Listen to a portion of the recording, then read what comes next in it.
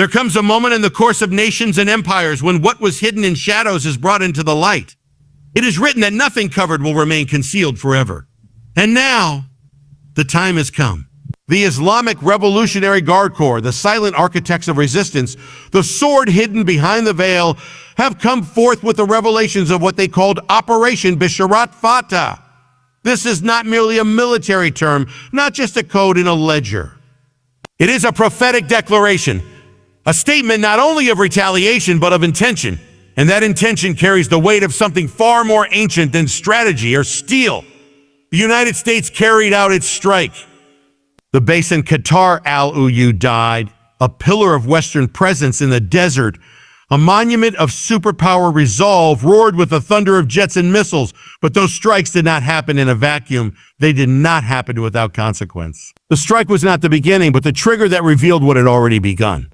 Operation Besharat Fatah, translated as the good news of victory, was not drafted in panic. It was prepared in silence. The good news was not just for Iran, but a message to the world. We were ready before you moved. This is a revelation not just of plans, but of patterns. In ancient times, the prophets spoke of watchmen on the wall, those who see before others see, who sense what others miss. The IRGC words, their footage, their disclosures, they are more than announcements. They are signals to those with eyes to see and ears to hear. They show that while the West was operating in might, the East was operating in foresight.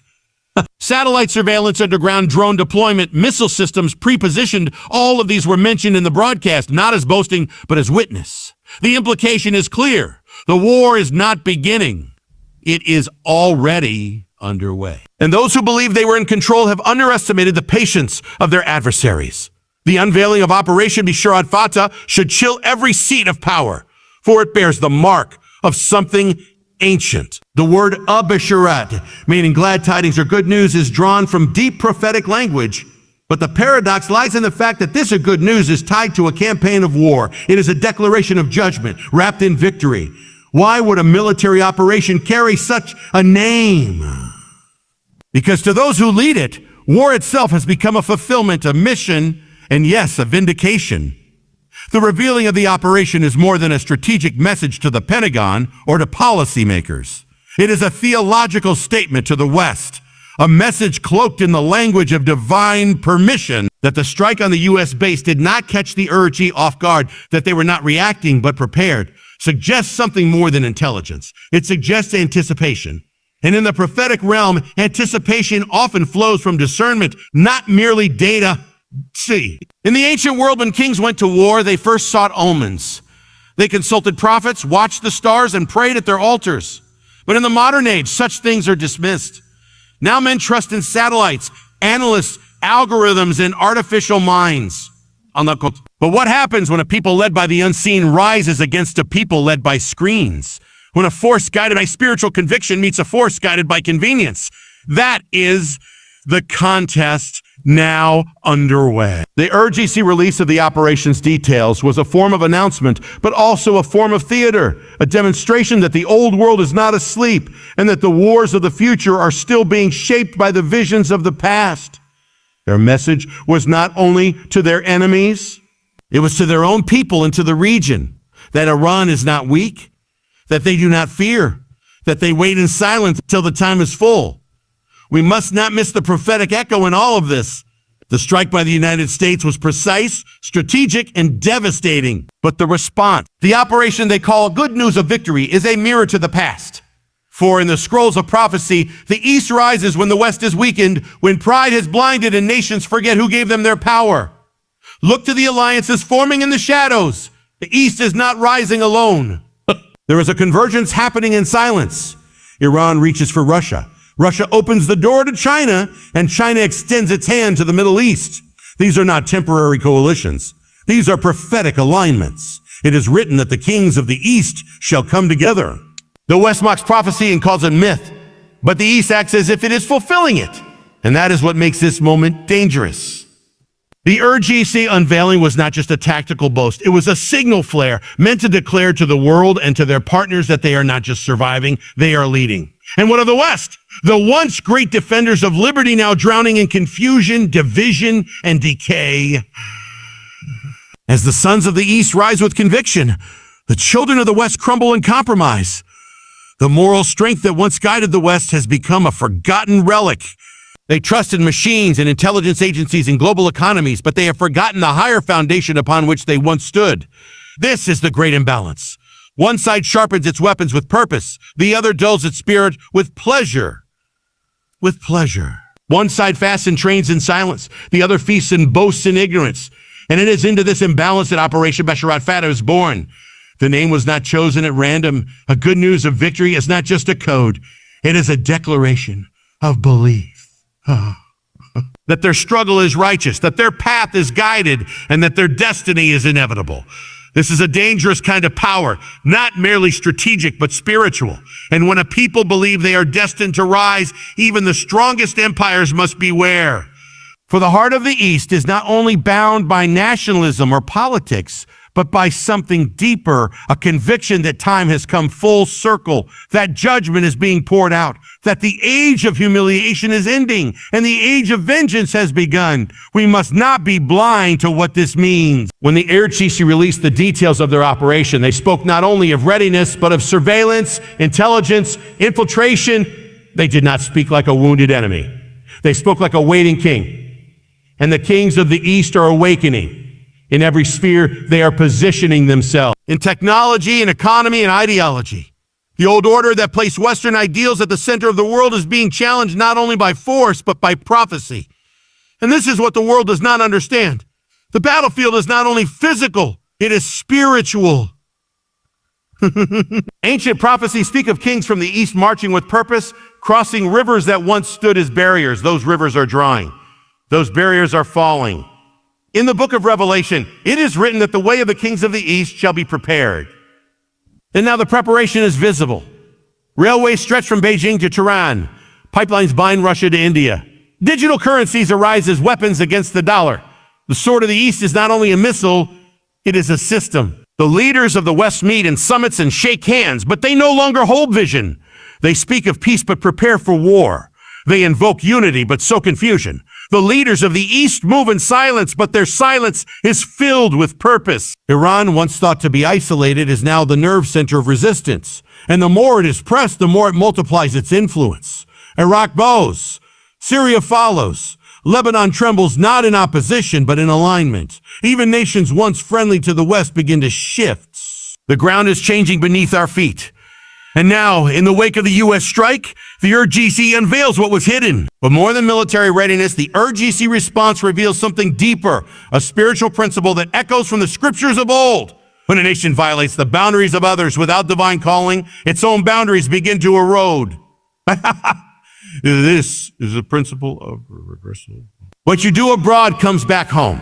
What you destroy in foreign lands rises to confront you in your own cities. It has happened before. Nineveh forgot its repentance, and destruction came. Babylon exalted itself, and a hand wrote judgment on its wall. Rome expanded beyond its mission. It crumbled from within. And now the United States, once a refuge for the persecuted in a land blessed by divine favor, sends fire across the oceans while its own cities burn with division, perversion, and spiritual confusion. There is a cost for striking with impure motives. There is a judgment that comes when a nation's wars are no longer righteous, but self-serving. The West sees itself as a bringer of peace, a restorer of order. But to the nations of the East, it appears as an occupier, a disruptor, a force that brings chaos disguised as freedom. And now the perception has become reality. The IRGC has positioned itself not just as a military power, but as a moral counterweight. It believes it has the right to resist not just because of politics, but because of prophecy. They see America not just as a nation, but as an empire in rebellion. And that belief drives them to wait, to watch, and to strike when the appointed time arrives. The base in Qatar is a symbol, but the message is far bigger. Wherever America's military footprint rests, it now carries with it the weight of spiritual consequence. Each missile fired, each drone launched, each policy enforced on foreign soil becomes part of a larger judgment. For the land matters, geography matters. And when you step into a land not given to you, you step into its judgments, wars as in its wars. America is now entangled in a war that is not only physical, it is covenantal. And in such a war, technology is not enough. Intelligence is not enough. Only righteousness prevails, and righteousness is what has been lost. The revealing of Operation Besharat Fatah is not a tactical report. It is a mirror. It reflects a new world order forming in the shadows. It reflects that those who were once dominated are now rising with new strength. And it reflects that those who dominated are now being challenged in ways they never expected. The strike on the airbase was supposed to intimidate, to suppress, to assert dominance, but it did not. Instead, it ignited a response carefully planned, spiritually charged, and prophetically timed. And that is the most dangerous kind of response, one that is not rooted in fear but in purpose. The implication is terrifying. If the strike on Qatar was expected, what else has already been foreseen? If Operation Besharat Fatah was prepared in silence, would other operations lie in waiting? And more importantly, if Iran is revealing its preparedness now, what has been hidden that the West still does not see? These are not merely military questions. They are prophetic questions. And the answers may come not with words, but with fire. For when judgment begins, it rarely stops where it started. The American people do not fully grasp what their nation has done. They go about their lives unaware that the soil of their land is now connected to the soil of ancient battlefields. They do not see that the spiritual gates have been opened. They do not realize that what was once afar is now near, that the consequences of foreign war are now being felt in rising violence, economic shaking, and moral collapse. This is the fruit of a nation that plants its seeds in foreign wars without repentance. There is still time, but it is running out. The strike on the airbase and the IRGC chilling response is a warning shot to the soul of America. It says, your might will not save you. Your alliances will not shield you. Your technology will not preserve you. Only a return to righteousness can. The base in Qatar may stand for now, but what it represents is already under judgment. Because when you fight wars outside your calling, you invite battles within your borders. When you strike without fear of God, you are struck down without warning. And when you forget who sent you, you are left to your own devices and your own destruction. The IRGC has sounded a trumpet, not just of war, but of awakening. They believe they are on the right side of history. They believe they are fulfilling destiny. And unless America discerns the times and repents of its overreach, it will not matter how many bases it builds. Because when judgment comes to the gate, walls will not hold. And when the hand of the Almighty moves, even the greatest empire cannot stand. The nations are shaking. This is not a season of politics. It is a season of prophecy. The unveiling of Operation Besharat Fatah is not just a revelation of military preparation. It is a spiritual alarm. The Islamic Revolutionary Guard Corps did not merely share intelligence or operations. They sounded a trumpet, and the sound echoes far beyond the halls of power in Tehran or Washington. It reverberates through the atmosphere of a world teetering on the edge of judgment. For there is something far greater at stake than geopolitics. This is about the destiny of nations, the alignment of powers, and the spiritual fault lines that are beginning to crack beneath the surface of our modern world. As Iran declares its intentions and readiness, the earth itself groans. The rising of the East and the crumbling of the West is not random. It is orchestrated. It has been foretold. And what is coming next will not only test armies, it will test souls. In every age, there comes a time when the Lord of heaven begins to shake the kingdoms of the earth. It happened in Egypt when Pharaoh hardened his heart. It happened in Babylon when pride rose too high. It happened in Rome when decadence replaced righteousness. And it is happening again. We are now in that hour. What appears to be military movement is a mirror of spiritual warfare. The IRGC release of Operation Besharat Fatah is not only a political warning, it is a prophetic symbol. A symbol that judgment is already beginning to fall. Not just upon one nation, but upon many. The unveiling is a trigger. For once secrets are spoken, there is no return to silence. And once judgment begins, there is no pause without repentance. The Middle East has always been the furnace of divine dealings. The land where prophets walked, where angels descended, where covenants were cut in blood and fire. It is no accident that this land remains the epicenter of every shaking. The powers of this world may believe they are in control, but history bears witness to a higher hand that intervenes when men have crossed the line. Iran believes it has been appointed. The United States believes it is the last defender of freedom. but both are being weighed. And the scale is not earthly, it is divine. The world is watching these events with human eyes, but heaven sees with holy vision. And according to that vision, time is short.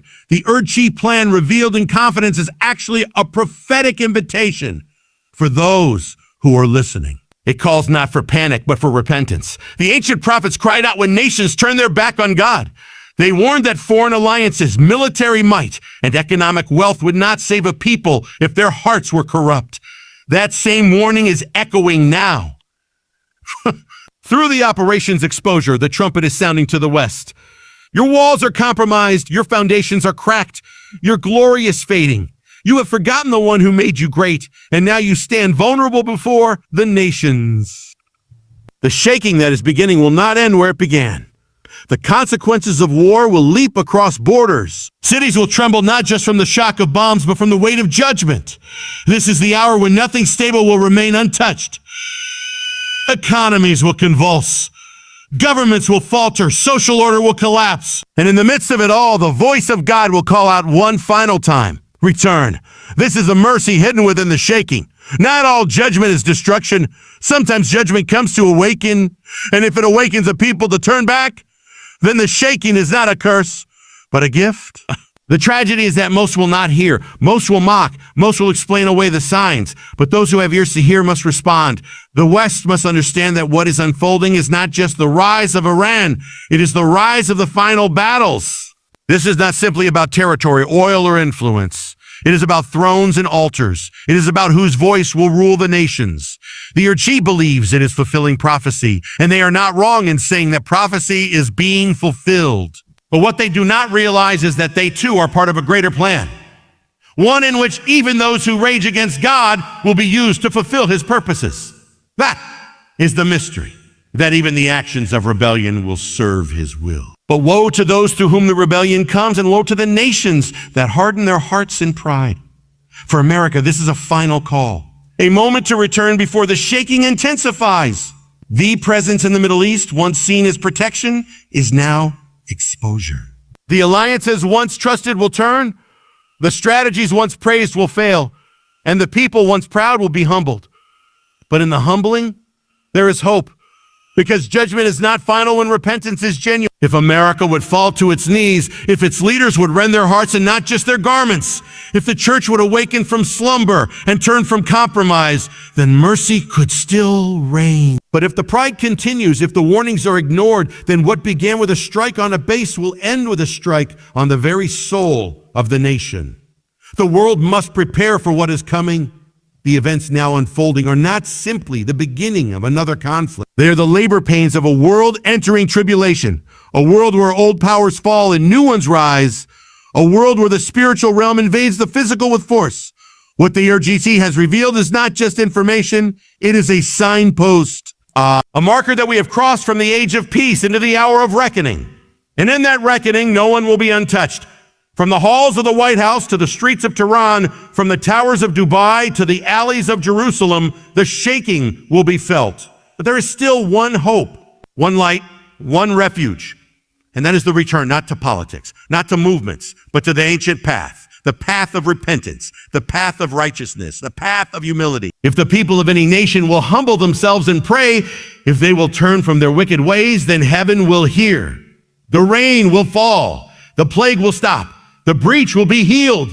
But if not, then what was begun in the desert winds will end in the thunder of judgment. The IRGC has declared their readiness. Heaven is now declaring its own. The time of warning is almost over. The time of response has come. And to every man, every woman, every leader and nation, the voice cries out, return, return before the shaking becomes the fall. Return before the gates close. Return while mercy still stands at the threshold. Because soon the sound of preparation will be replaced by the sound of finality. And on that day, it will not be generals who speak. It will be the judge of all the earth. And to him, every nation will bow.